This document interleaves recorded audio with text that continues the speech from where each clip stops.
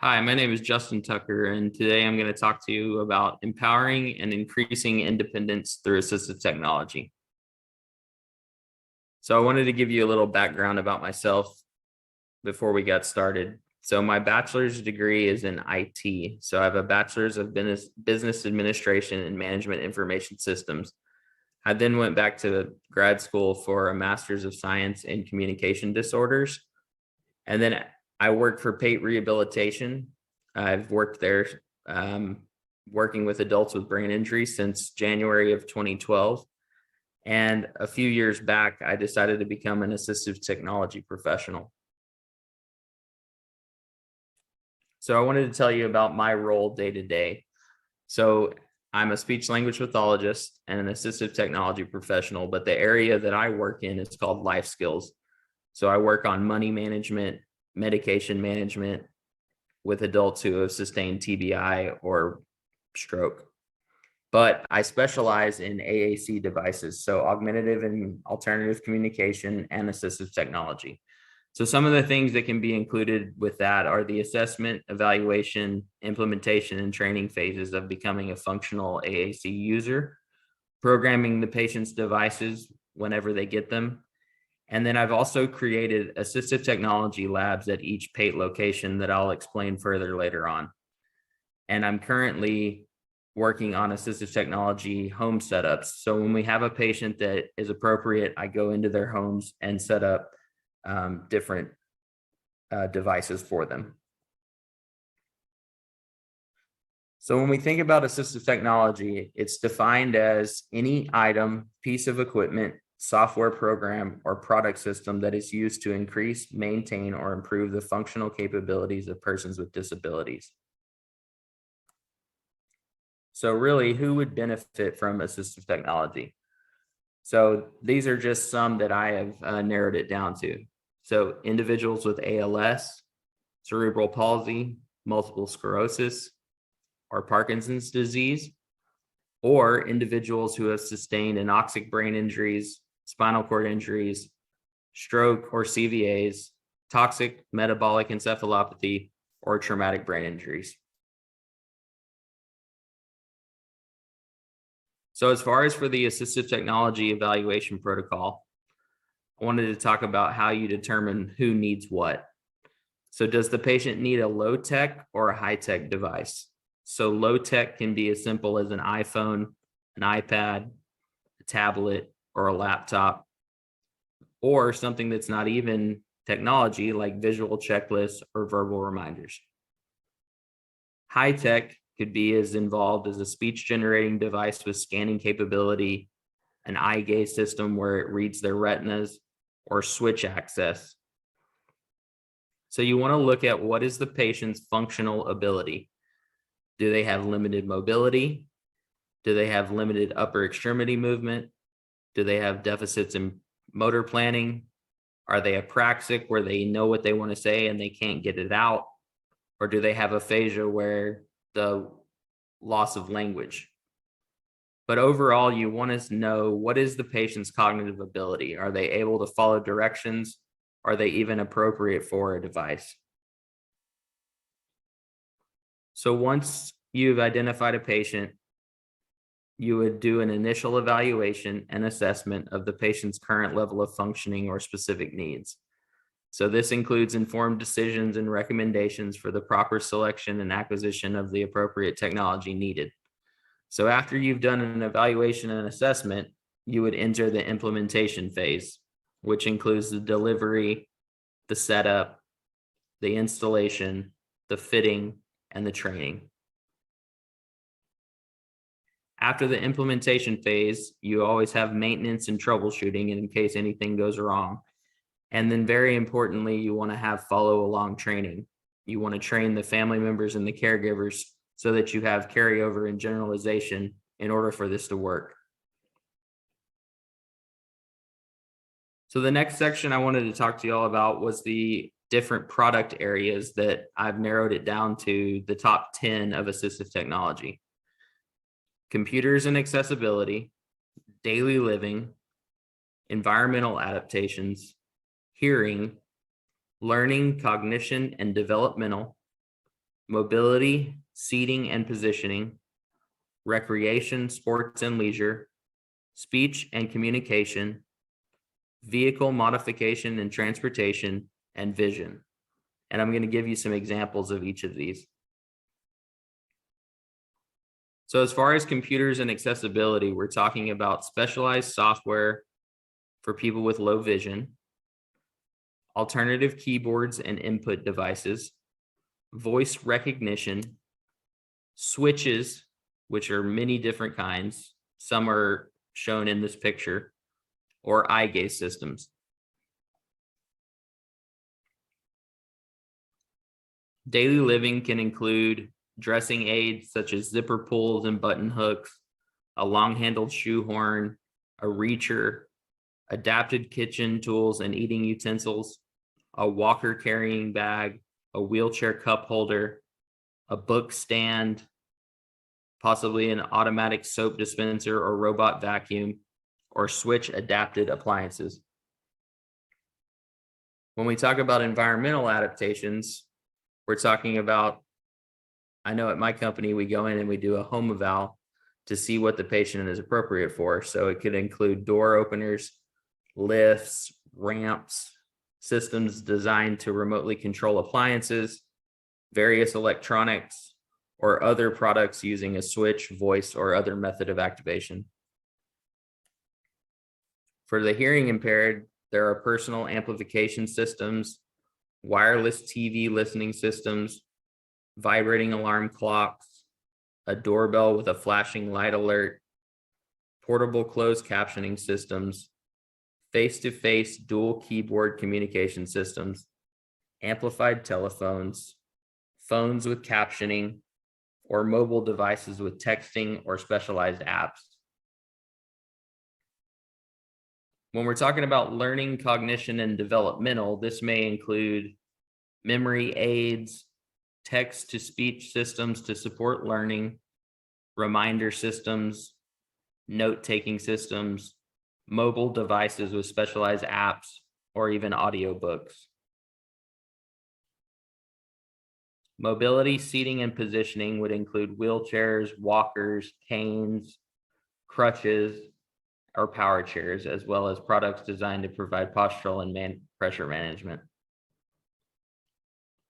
For recreation, sports, and leisure, it could include switch adapted toys, a playing card shuffler, or even adaptive sporting equipment. I know that we used to take our patients fishing and there was adaptive equipment where you could actually cast and reel in with one arm. Speech and communication can include voice amplification systems, stuttering aids, an artificial larynx, communication boards, speech output software, symbol making software, or speech generating devices.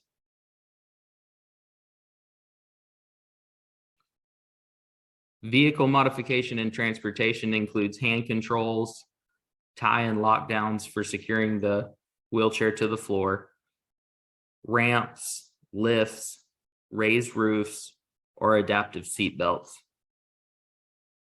And finally, vision includes magnifiers, talking devices such as talking thermostats, watches, or clocks, braille displays, screen reading software, text-to-speech systems, large print materials, or phones with large tactile buttons.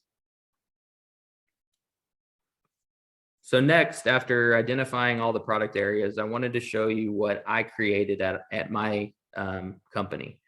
So I created an assistive technology home automation lab at each one of our locations. So this is a picture from our Savannah Oaks location in Fort Worth. So the room can be completely controlled by voice or by the touch of a button. So the users can operate the alarm system, the bed, the blinds, the cameras, the door locks, the fan, the lights, music from a speaker, or the TV. And I have a video to kind of explain this in a little more detail. This is the room at our Brindley Creek Ranch location in Anna, Texas. They all look the same, they're just a little different.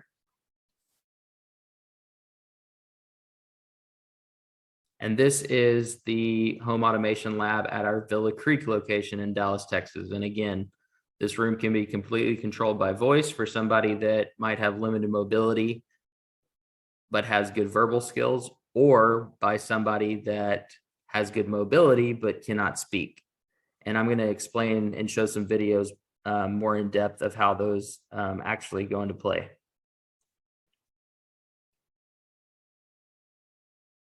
And here is a video of the assistive technology lab at the Dallas location.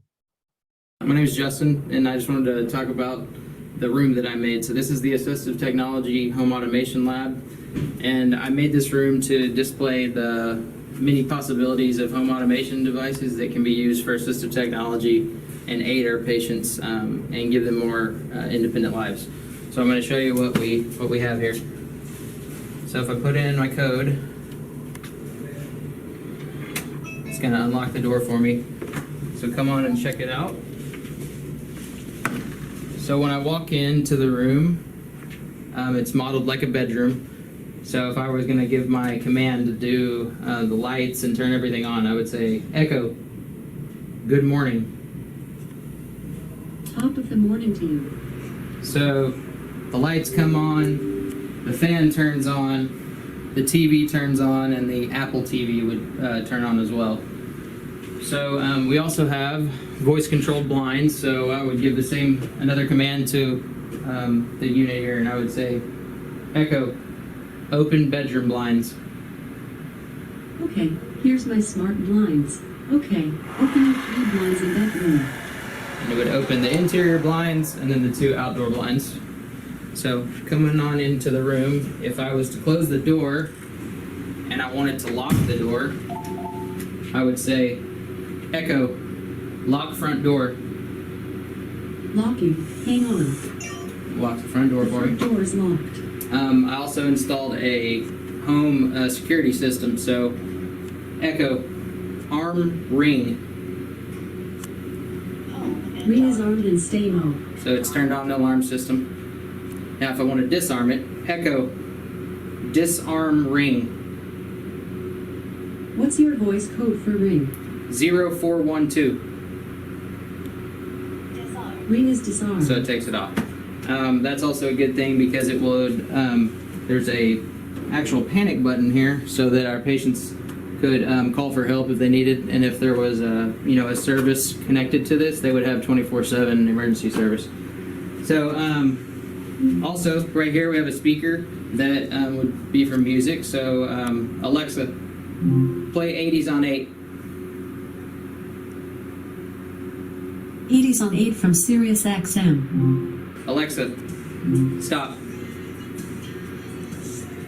So, and then the bed is also voice controlled. So this is called the Glide Away Odessa bed. All of these commands you see right here on the wall are things that this bed can do. So I'll give you a little demo here. Echo, turn on Odessa head up. So it raises the head of the bed. It will also elevate from the ground. So it will actually, the whole base will raise up. So there's many things that you can do with this bed. It can be for people that snore. It can be for people, that need to have pressure relief. It also massages. It does other things, and there are many other functions. So, Echo, turn on Odessa flat. So now it's going to go back flat and lower down to the ground. There's a light under the bed that I put. It's a light strip, Philips Hue. It syncs with all the other lights. And basically my idea of putting that there was to serve as under-bed lighting for someone when they're going to the restroom at night or getting up. That way that it would give them track lighting so that they could see where they're going. And it's all controlled by a motion sensor right here. Basically, anytime someone would, be on the bed and they drop their feet off, as soon as that motion sensor sees their feet, it's going to illuminate this path. There's an outdoor camera which has facial recognition, so if you put in the people that you see, it'll tell you like, so-and-so is walking by my front door. And then it'll say if somebody you don't know, unfamiliar face.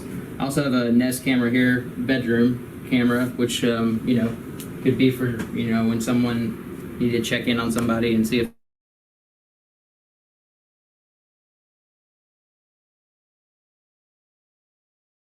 Echo, show front door. Okay. It'll load ring and then it'll show your live camera view at your door. Ask Roomba to start cleaning. Okay. Roomba has Hear it? started cleaning. So it's going to come out. And it'll clean your floor. So if you want to stop it, Echo, ask Roomba to stop cleaning. Would you like Roomba to return home? Yes. Then I made a platform down there so that it will go back home and then get on the dock. Mute Apple TV. There you can see that the sound is muted now. And that all runs off of this Logitech Harmony Hub, and it has a remote as well. So if somebody was or one of our patients was in bed, they can control everything from this remote right there. But you could also give it voice commands as well. So there's so many things you could do. Watch any title of a movie, watch a TV show. You can search for movies. You can search by artist, all by giving it a voice command. You can open apps, so you could open Netflix, you could open Hulu, and then you could also just say open Hulu and watch Game of Thrones, and it would go straight to the series. And then you can actually control playback with play, pause, stop, resume, fast forward, and those are all by voice commands. If you look around at the lights, when I push the button, it shows different scenes. So all the lights change in sync together. The cool thing about the Philips Hue bulbs is you could also say, Echo, change smart home room to red. Turn smart home room to 25%. It'll dim them down to the percentage that you give it. There's also one over here that it's mounted, but it's also a remote. So this controls the blinds. So I have each one labeled a color, and so it can control each blind individually or all together.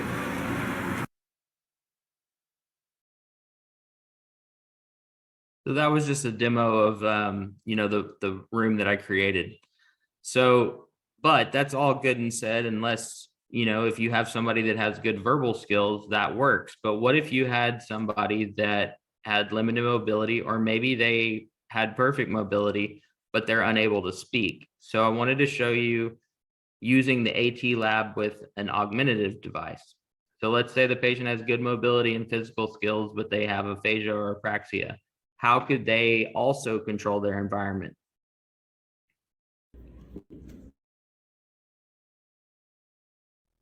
So I wanted to show you the same setup if somebody was aphasic and could not speak or use voice commands to control the home automated devices.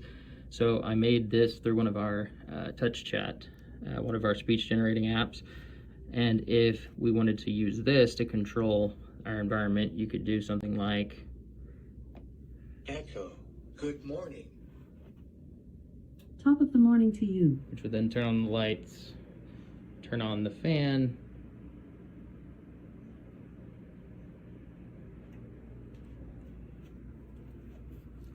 turn on the TV, and then also Echo, ask my smart blinds to open bedroom blinds.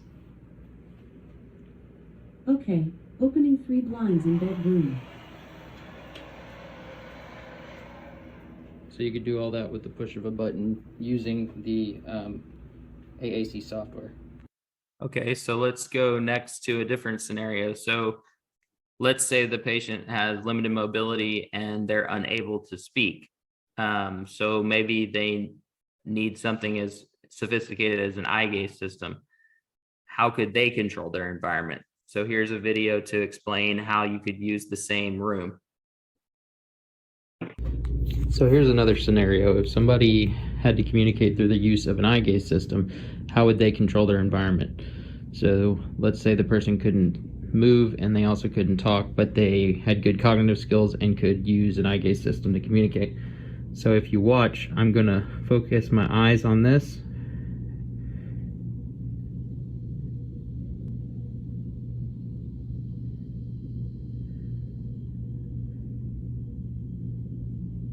Echo, good morning. Top of the morning to you. And see the same concept. It's gonna turn on based on what I just selected. So let's say that I was to clear this out.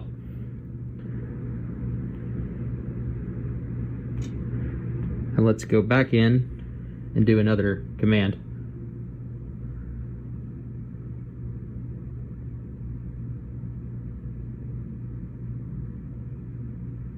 Echo, ask my smart blinds to open bedroom blinds. Okay, opening 3 blinds in bedroom.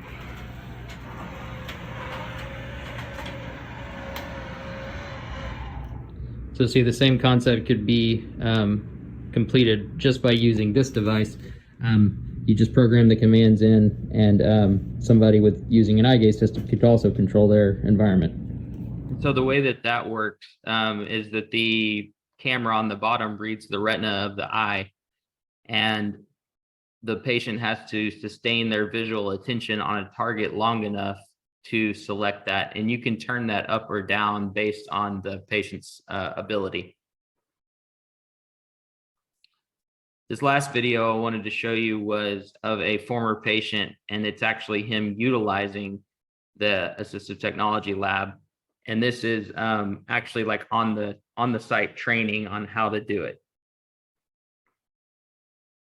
All right, well,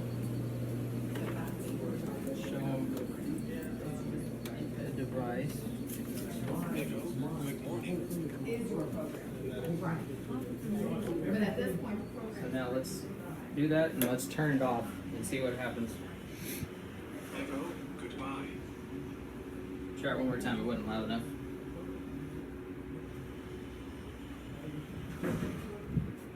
Yeah, go back.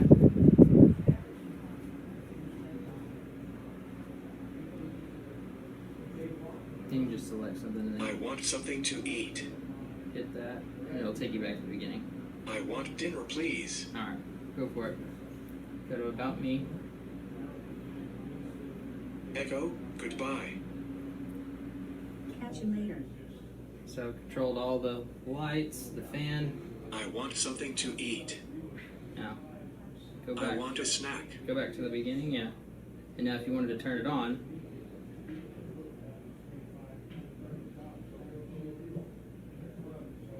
remember, look off of it and then go back. Maybe look over here and then go. Echo, good morning. Top of the morning to you. Turns on the lights, turns on the TV, turns on the Apple TV, turns on the fan, all based on what Will said. And the star of the show. So that's just to show how it's important to use these labs like with the patients that you have on the treatment floor.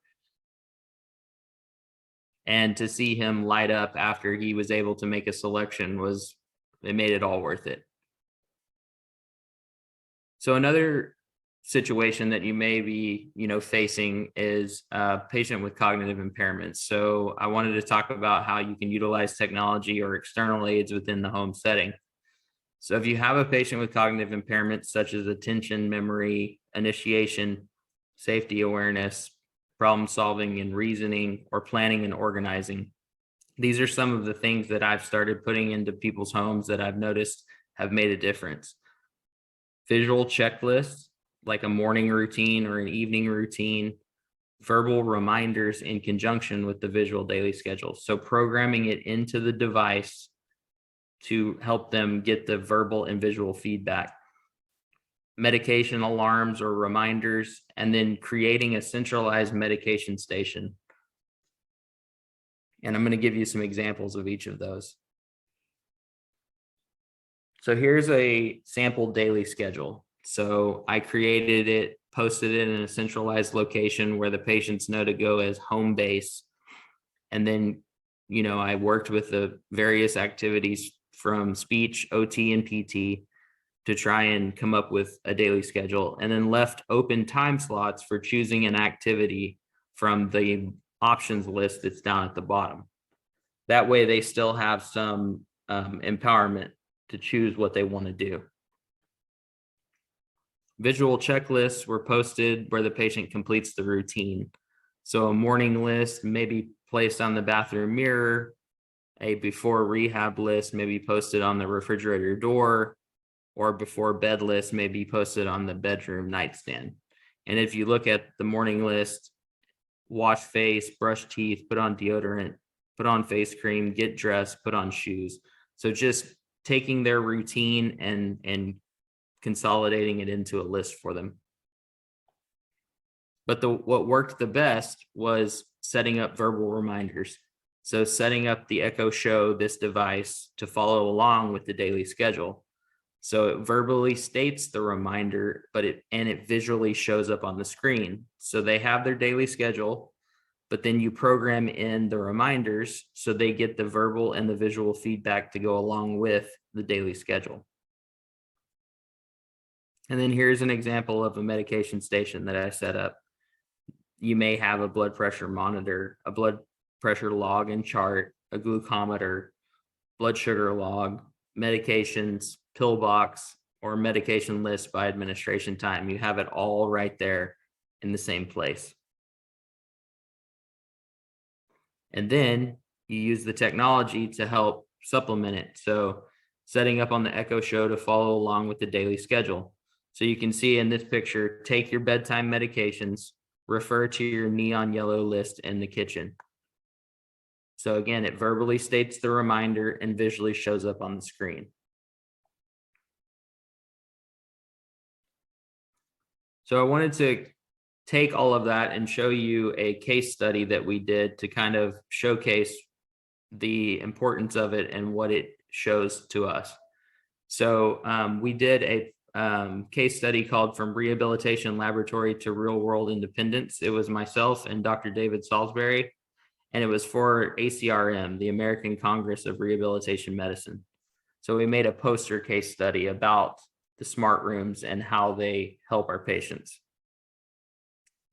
So as an introduction, technology has garnered great enthusiasm within neurorehabilitation. The challenge has remained to create an integrated technology experience that's focused on maximizing ecological validity. So this project takes the smart room in a post-acute rehabilitation.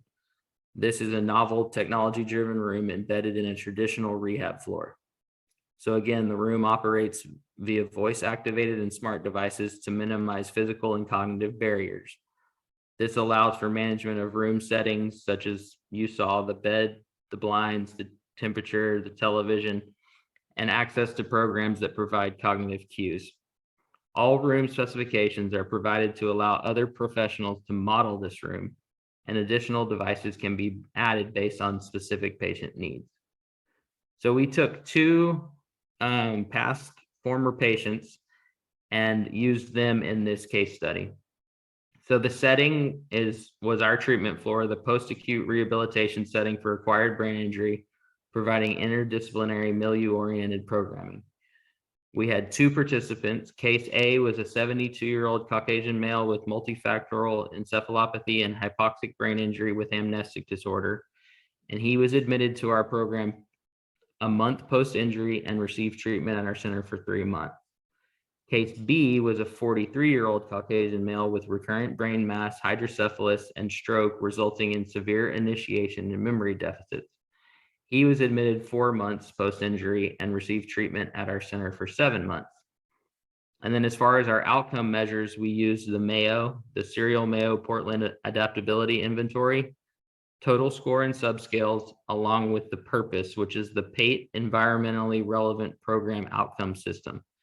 So we use these scores to reflect the changes in their functional status. So as far for client A, our goals were to resume daily household financial and medical decision-making with compensatory strategies and minimal assistance for attention, memory, initiation, problem solving, reasoning, planning, organizing, and safety awareness. Our barriers were moderate to severe cognitive linguistic deficits, especially with memory, attention, and initiation.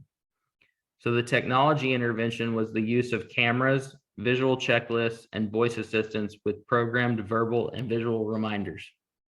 And what we found out as a functional outcome was with the technological assistance, the objective rating of his functional status showed nearly a standard deviation improvement, and his need for supervision or assistance improved by 1 severity category level. And you can see that on this graph.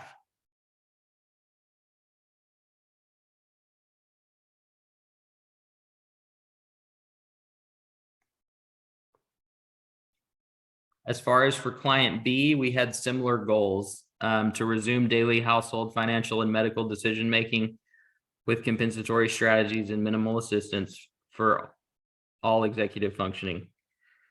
The barriers were severe cognitive linguistic deficits with attention, memory, and initiation, and risk for further medical complications due to the patient's past medical history. So with this specific case, the technological intervention was the use of cameras, visual checklists, personal item tracking devices, and voice assistants with programmed verbal and visual reminders.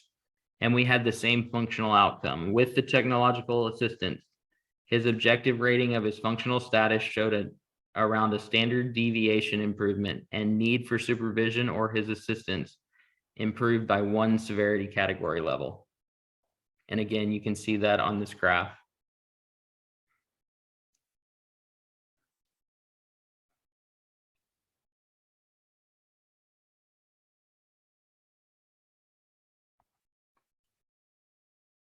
So overall, we came up with some things.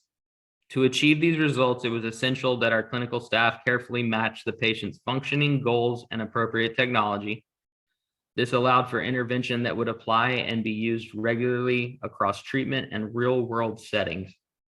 When developing each home setup, it was vital to determine which stimuli each patient responded to and what types of technology would benefit them the most. And the ultimate goal was to improve their functional independence and quality of life.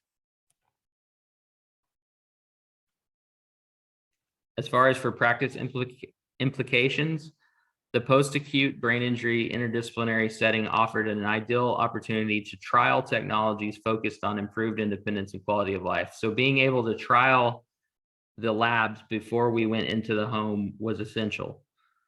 The technology trials may be most effective when they recreate real-world situations that can be monitored, practiced, and modified with skilled therapy intervention. And the technology trials should be initiated to compare functional activities with clear outcome measures. So this may support continued service even when the patient's status measure has plateaued. So in conclusion, the poster introduced a rehabilitation facility's use of technology room that is fully integrated into the treatment floor. Access to such a room allowed the patients to trial, practice, and modify potential technology interventions before discharge from therapy. Our program also has the capacity to help these patients modify their home, work, or other settings with similar technology to maximize the chances that increased independence and daily functioning extend well past their treatment discharge.